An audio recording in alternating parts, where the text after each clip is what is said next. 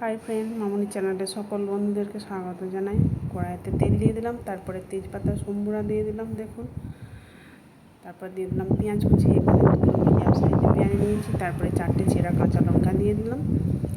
পেঁয়াজটা হালকা golden colour হয়ে গেলে এরপর দিয়ে দিচ্ছি আদা ও রসুন বাটা।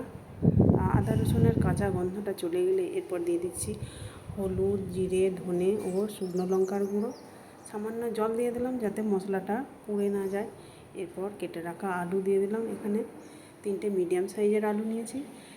পরিমাণ মতো লবণ দিয়ে দিলাম। এই অবস্থায় আঁচটা মিডিয়ামে রেখে আমি মশলাগুলো কষতে থাকবো। এরপর একটা ডিম এর মধ্যে দিয়ে দিলাম। তো কিছুক্ষণ আমি কষিয়ে রান্না করে নেব। তো আমার চ্যানেলে যারা নতুন আছেন একটা লাইক দিয়ে ভিডিওটা প্রথম থেকে শেষ পর্যন্ত দেখতে থাকো। এরপর কষানো হয়ে গেছে দেখুন। এরপর জল দিয়ে ঢাকা দিয়ে রেখে দেবো 5 থেকে 10 মিনিট। 10 মিনিট পরে দেখুন আলুগুলো ভালো সিদ্ধ হয়ে গেছে।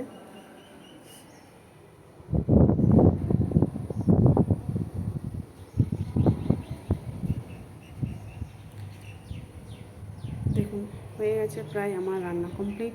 এরপর নামিয়ে নেব। ভিডিওটি শেষ পর্যন্ত দেখার জন্য অসংখ্য ধন্যবাদ। আর যদি ভালো লেগে থাকে লাইক, কমেন্ট, শেয়ার এবং সাবস্ক্রাইব করতে ভুলবেন না।